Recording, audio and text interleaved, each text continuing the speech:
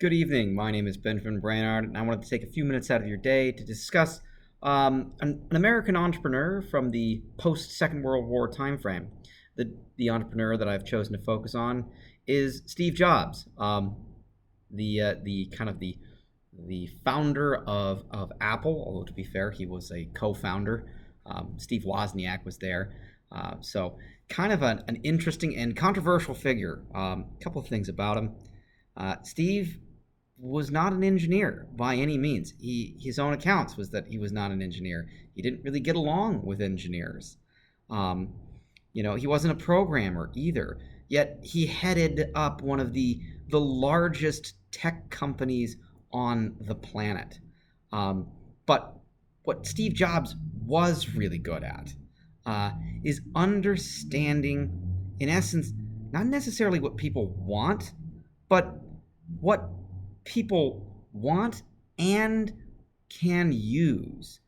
So he had this ability to say, hey, you know what? It needs to be user friendly. People want the ability to do all sorts of things, but people are limited by their understanding. So he kind of took that approach into all of his products. He's famous for bringing out the Apple personal computer in the late 1970s, not 78 to be fair.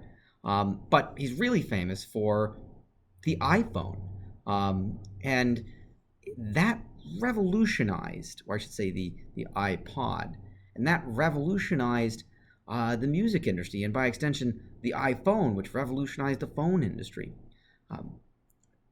Right now in America, with the resurgence of the Android phone because of its functionality, they still hold over 50% of the market share. I myself have an iPhone. So he was really good at having this ability to say, hey, we're going to make a product that works. His biggest drawbacks, he had a kind of a personality, kind of like a cheese grater, according to a lot of people, which is why he got fired from the company that he helped start. But it's also why they brought him back, because he had this ability to get people to work together to create a product that was very successful. So ultimately, I think when we look at Steve Jobs and the lessons we can draw from it, is that as a entrepreneur, he was good at combining quality and usability. This built him a massive computer company. I think one of the other things that I should note that made Steve Jobs so good was that he made his stuff all work together.